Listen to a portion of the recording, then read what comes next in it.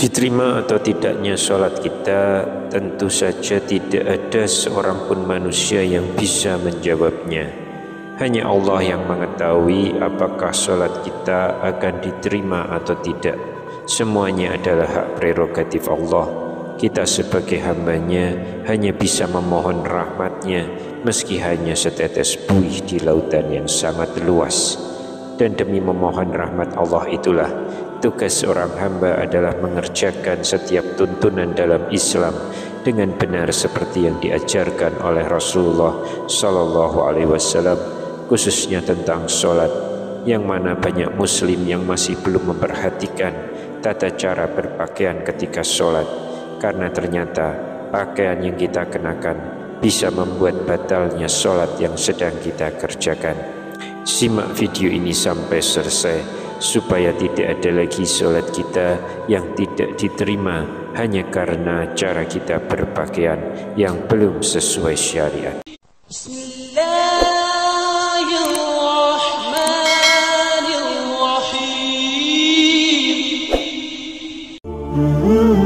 Bismillahirrahmanirrahim.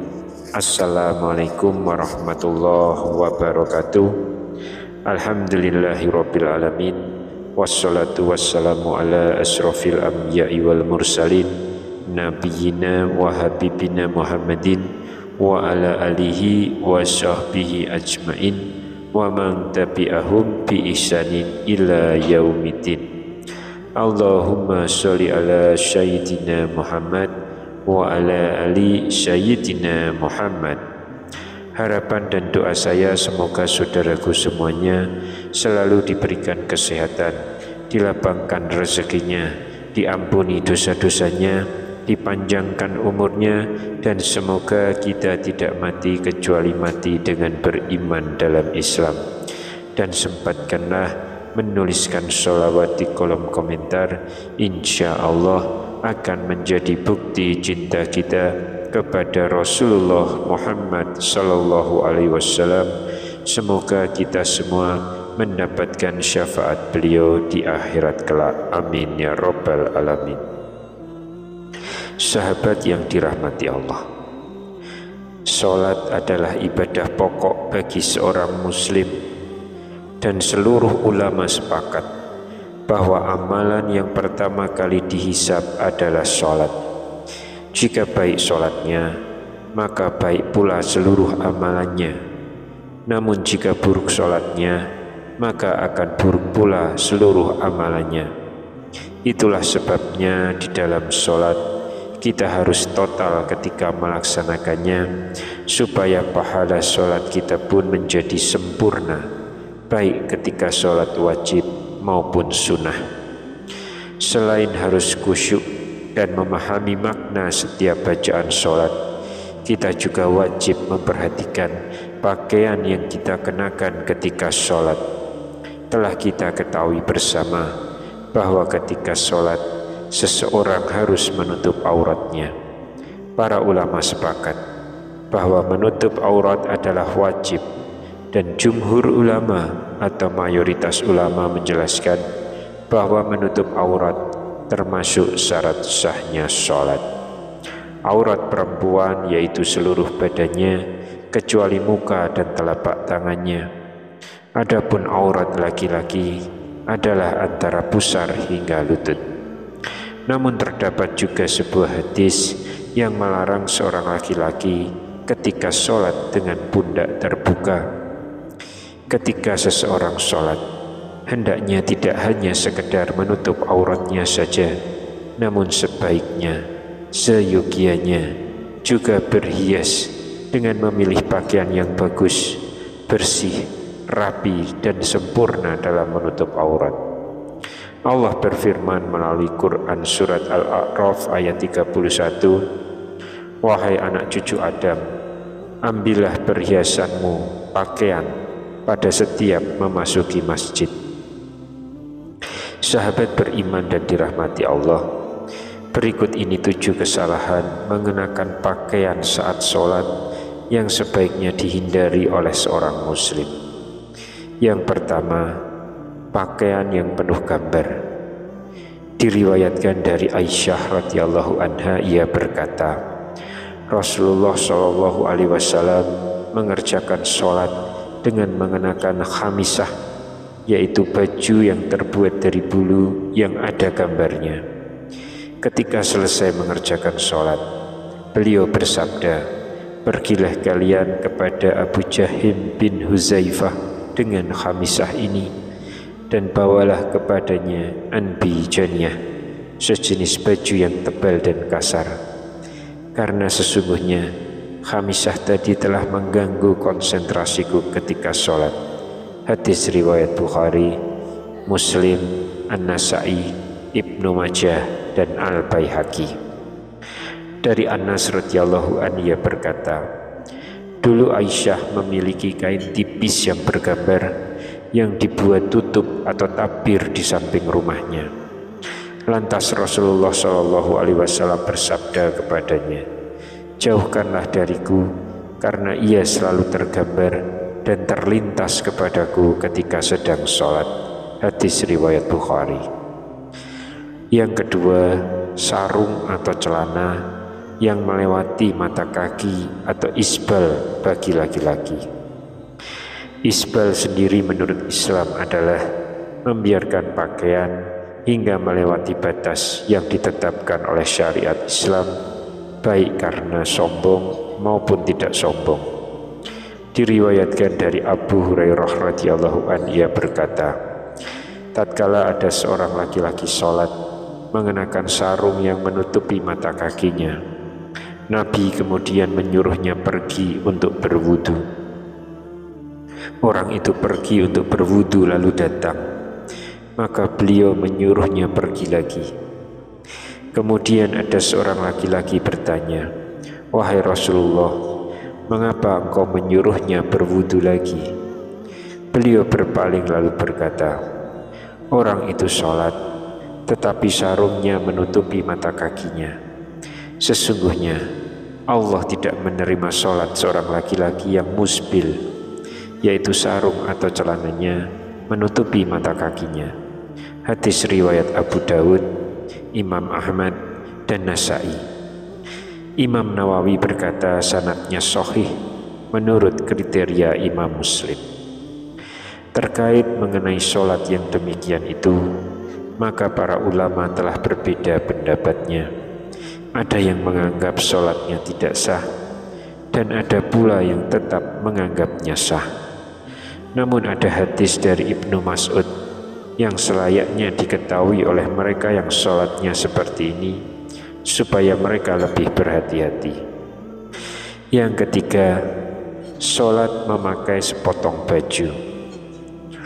Allah telah berfirman dalam Quran surat Al-A'raf ayat 31, wahai anak cucu Adam, ambillah perhiasanmu yaitu pakaian pada setiap memasuki masjid. Yang dimaksud kata al-masjid dalam ayat ini adalah sholat.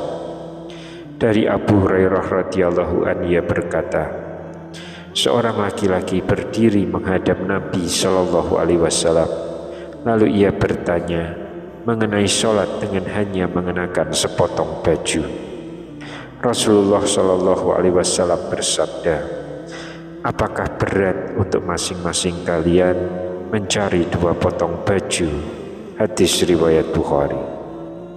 Ibnu Abdul Bar berkata dalam kitab Al-Tamhid, sesungguhnya para ulama dan para ahli ilmu merasa malu untuk memakai sepotong baju ketika sedang sholat.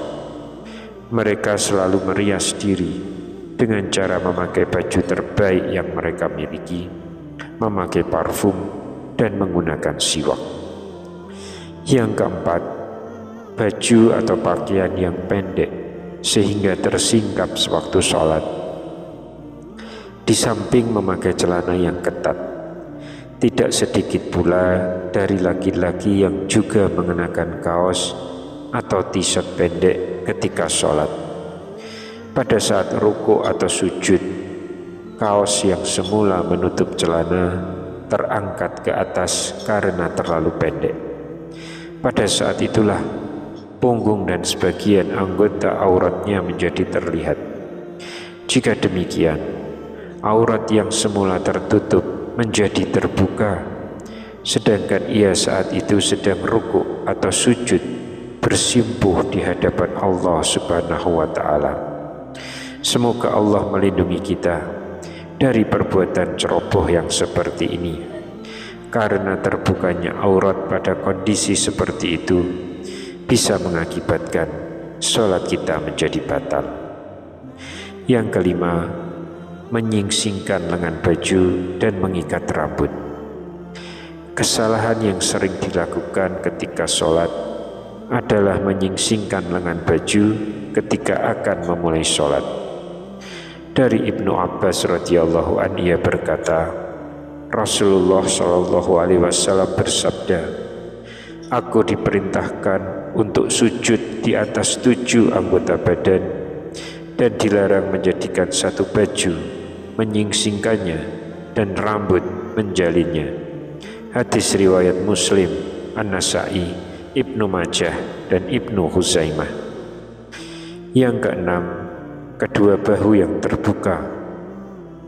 Dari Abu Hurairah radhiyallahu an, ia berkata, Rasulullah shallallahu alaihi wasallam bersabda, "Salah seorang dari kalian tidak boleh sholat dengan satu busana yang pundaknya tidak ada penutupnya sedikit pun."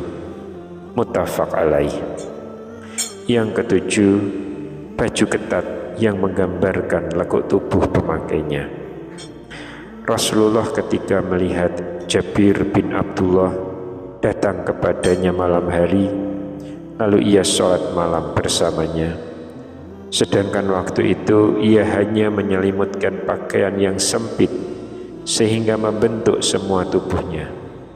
Maka beliau Shallallahu alaihi wasallam menasihati, jika pakaian itu sempit, jadikanlah sarung, ikatkan kainmu mulai di atas perut sampai ke bawah. Jika kainmu luas sekali, maka selimutkan ke seluruh anggota badan. Hadis riwayat Bukhari. Imam Syafi'i berkata, jika orang sholat memakai baju tipis hingga kelihatan kulitnya, maka tidak sah sholatnya. Kitab Syekh Al-Albani berkata bahwa celana ketat itu akan mendatangkan 2 macam musibah. Musibah yang pertama, bahwa orang yang memakainya akan menyerupai orang-orang kafir, sedangkan kaum muslim memang memakai celana, akan tetapi model celana yang lebar dan longgar. Umat Islam sejatinya baru mengenal celana ketat setelah mereka dijajah bangsa Eropa. Pengaruh buruk itulah yang diwariskan oleh kaum penjajah kepada umat Islam. Akan tetapi karena kelalaian umat Islam itu sendiri, mereka mengambil tradisi buruk tersebut. Lalu musibah yang kedua, celana ketat menyebabkan bentuk aurat akan terlihat dengan jelas. Memang benar bahwa aurat laki-laki adalah anggota badan antara pusar dan lutut. Namun seorang hamba yang sedang sholat dituntut untuk berbuat lebih dari ketentuan yang telah ditetapkan oleh syariat. Tidak pantas ia melakukan maksiat kepada Allah ketika sedang sujud bersimpuh di hadapannya. Ketika dia mengenakan celana ketat, maka kedua pantatnya akan terbentuk dengan jelas. Bahkan lebih dari itu, bagian tubuh yang membelah keduanya juga terlihat nyata. Wallahu a'lam bishawab. Subhanakallahumma wa bihamdika asyhadu alla ilaha illa anta astaghfiruka wa atubu ilaik. Demikian yang bisa saya sampaikan di kesempatan kali ini. Semoga dapat memberi manfaat untuk kita semua. Amin ya rabbal alamin. Wassalamualaikum warahmatullahi wabarakatuh.